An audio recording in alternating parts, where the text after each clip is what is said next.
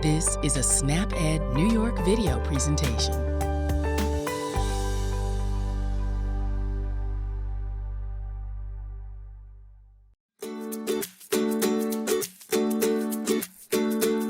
Hello everyone, my name is Wendy Beckman and I'm a registered dietitian with the New York State Office for the Aging and SnapEd New York.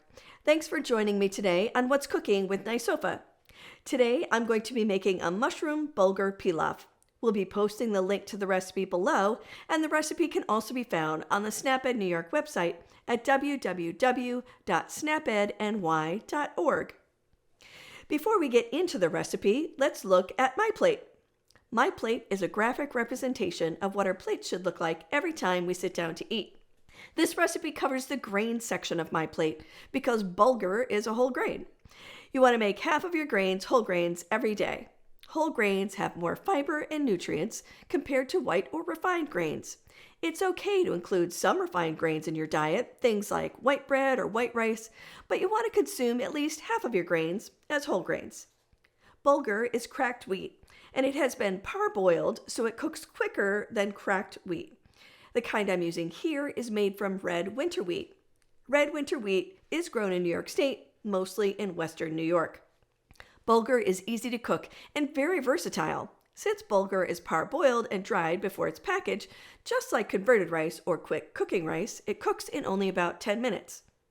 If you want to learn a little bit more about converted rice, be sure to check out my video where I make brown rice pilaf with sage, walnuts, and dried fruit.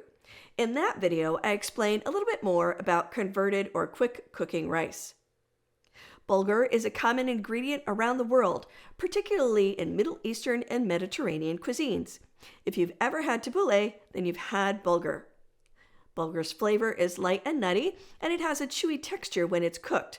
Bulgur is minimally processed, so it retains much of its nutritional value, unlike more refined wheat products. Bulgur is a rich source of fiber, with one serving fulfilling about 20% of your recommended daily intake. High-fiber foods can help promote digestive and heart health. It's also a great source of manganese, iron, and magnesium. Bulgur is also relatively low in calories, which, when combined with its high fiber content, makes it a great food for weight loss or weight maintenance. If you aren't able to find bulgur in one of your local stores, you can substitute any other whole grain in this recipe. So, for example, you could use brown rice or quinoa instead. This recipe also includes mushrooms, onions, and spinach, all which fall into the vegetable category. Most Americans don't eat the recommended amount of vegetables each day, so adding some veggies to this side dish is a great way to add more veggies to your plate, getting you closer to your goal of making half of your plate fruits and vegetables. Remember that everything you eat and drink over time matters. You want to find your healthy eating style and maintain it for a lifetime. The right mix can help you be healthier now and in the future. So let's start making this mushroom bulgur pilaf. Don't forget, you can find this recipe and many others on the SnapEd New York website at www.snapedny.org. Remember to wash your hands with soap for at least 20 seconds or use an alcohol-based hand sanitizer before you start cooking. Let's look at the ingredients for this recipe. This recipe makes 6 servings, and you could easily cut the recipe in half to make only 3 servings. Each serving is 2/3 of a cup, with 90 calories and only 1.5 grams of total fat and 1/2 gram of saturated fat. It also has 4 grams of fiber and 4 grams of protein. So let's look at the ingredients. The recipe calls for 1 onion chopped. This is about 1 medium onion. You can slice it or chop it. I've chopped mine up pretty fine. I have some vegetable oil here, about 1/2 teaspoon. You can use any kind of vegetable oil that you like olive oil or canola oil, and I have canola oil here. You'll also need 3 cups of fresh mushrooms sliced up. I have them right here. You can chop them fine if you want to. That's about 12 medium button mushrooms. I used fresh mushrooms here, but you can also use jar mushrooms if you want. You'll probably need to use less than 3 cups if you use the jarred mushrooms, and you want to make sure that you drain them thoroughly. You're going to need 3/4 of a cup of bulgur, which is right here. And I have 1.5 cups of water here. You might need to add more during the cooking process, just be mindful of that. You're also going to need 2 teaspoons of dried bouillon or 2 bouillon cubes, and that's what I have here. You can use either chicken or vegetable. I have chicken ones here. Here I have a half a teaspoon of garlic powder right there and a quarter teaspoon of pepper. I also have 2 cups of fresh spinach roughly chopped. You can use frozen spinach since all forms of veggies count. Fresh, frozen, canned, or dried can all be used. So if you use the frozen spinach, you're going to want to thaw it first and then squeeze out as much of the water as you can before you add it to your dish. If you've ever cooked fresh spinach, then you know it cooks down a lot once it's in the pan. So I would plan for maybe only a cup or a cup and a half of thawed frozen spinach if that's what you're going to use. Now you're going to need a medium saucepan, which I have here. Actually, I have a skillet right here. And you're going to need a tightly fitting lid. The first step is to saute the onions in the oil in the pan open before you put the top on until they're softened. I'm going to add the oil to the pan. This pan's been heating for a few minutes, so it's already ready for those onions. Now we're going to add the onions, so let's get those here. I want to make sure I use my spoon to get those all out. You can hear them cooking. So we're going to stir that around a little bit. Make sure we have a little bit of oil on all of the onions. You want to cook the onions until they're soft. Onions contain a lot of antioxidants, so consuming them has been linked to a reduced risk of cancer and better blood sugar control. They're also a good source of vitamin C, folate, vitamin B6, and potassium. Now, if you don't like onions, you can use onion powder in the recipe instead.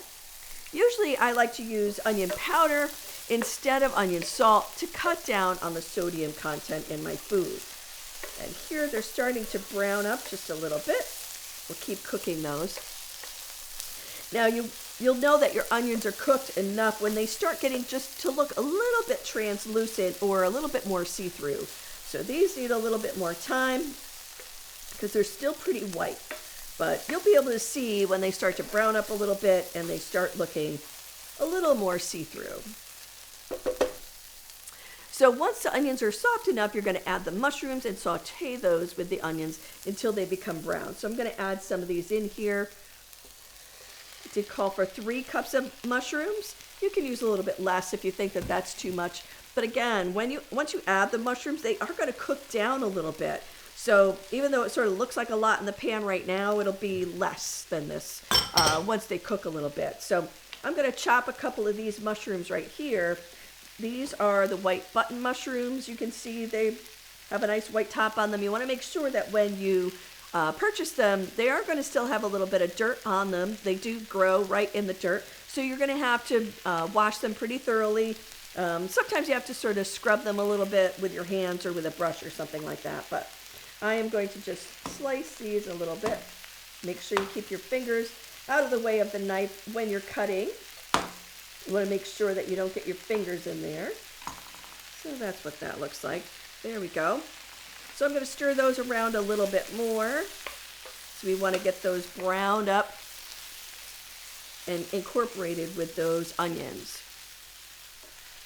Now you want to keep stirring during the cooking process frequently. You don't want anything to stick to the bottom of the pan. So you got to make sure that everything gets a little bit of heat on it. And there are many kinds of mushrooms to choose from. You can use the ones you like the most. Like I said, I'm using the white button mushrooms. Those are very readily available, and those are the kinds of mushrooms that I actually like. So mushrooms are a good source of antioxidants, just like the onions are. They're a good source of vitamin C, folate, potassium, and fiber. So they're a great addition to any meal, really. They're actually a really good substitute for meat. So some vegetarians and vegans use mushrooms in place of meat. Maybe you've seen like a mushroom burger out there before. So it's a good way to sort of add a little bit more bulk if you're using something like ground meat. So you can put some mushrooms if you're making something like a dish that has some ground beef in it. And the mushrooms will sort of add a little extra something to it. And then you can stretch your meat a little bit more. So those are looking pretty good. Next, we're going to add in the bulgur, and we're going to lightly brown it. Now, this is the bulgur that I have here. It's actually a pretty medium brown color already. Because this is the red wheat, There is soft wheat, spring soft wheat, which is a little bit lighter in color, and that's a little easier to see when it's browned. But what you're doing when you add this to the pan, it just adds a little bit more flavor to the bulgur before we add some of the other ingredients. So we're going to just mix that all around and try and get some of that bulgur really mixed in with the mushrooms and with the onions. That's looking pretty good. And the onions always smell so good when they're cooking. So the next thing we're going to do, we have to add the water so that the bulgur cooks down. So let's do that next. Add this water in here. All right. Now, like I said, during the cooking process, you may need to add more water. I needed to when I cooked some earlier. There just wasn't a cup and a half, just wasn't enough while it was cooking down, but you can evaluate it. One of the things you want to do is you're going to put the top on after we've added some of the other ingredients. So first we have to add the bouillon cubes or your bouillon powder. Like I said, those sort of break down while it's cooking. And we have to add the garlic powder. That goes in next. And then we're going to add the pepper.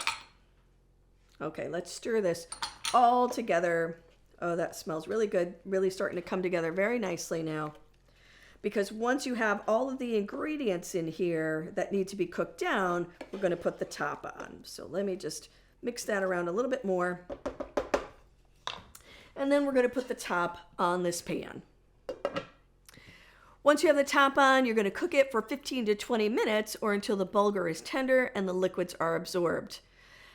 After that's all cooked, you're going to take the pan off of the heat and mix the spinach in, and then your dish is ready to serve. So what I did is when I made mine, I like my spinach a little more cooked, so I put the spinach in while it was still on the heat, and I let it cook down a little bit more. But that's completely up to you. You can add the spinach when the pan is still on the heat or later on, whatever you want to do. But you want to add it last because it will sort of get too mushy and wilt down too much if you have it in here for 15 to 20 minutes while the bulgur cooks. So while this continues to cook, let me show you some of the bulgur pilaf that I made earlier today. So here it is. You can see that I incorporated the spinach into this dish, and it really does smell wonderful with the onions and the bulgur and the mushrooms all together. So I hope that this recipe gave you some more ideas on how to incorporate more whole grains and vegetables into your eating pattern. Don't forget to join me next month when I share more tips on how to save time, save money, and eat healthy. In June, I'm going to be making applesauce brownies, which I'm really looking forward to. Join me on Friday, June 28th at 12:30 p.m. right here on the New York State Office for the Aging Facebook page and the New York State Office for the Aging YouTube channel. If you watch on YouTube, remember to like and subscribe.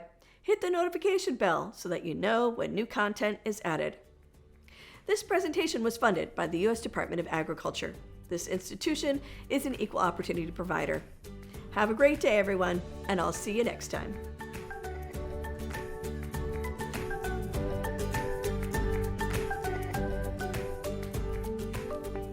Thank you for joining us today. We know the healthy choice isn't always the easiest choice, but small changes can make a big difference. Start today by getting involved with SNAP Ed New York. This program is free for those who qualify or receive SNAP benefits. We want to help you save time, save money, and eat healthy. Learn how SNAP Ed can make a difference in your life.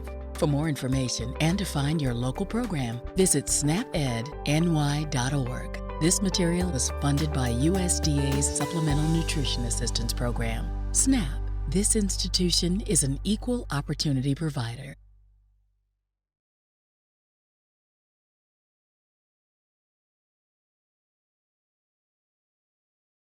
Hi, I'm Registered Dietitian Wendy Beckman, host of What's Cooking with NYSOFA.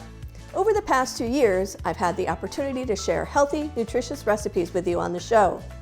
I work for the New York State Office for the Aging, and thanks to a partnership with SNAP Ed New York, our nutrition team reaches hundreds of thousands of older New Yorkers each year.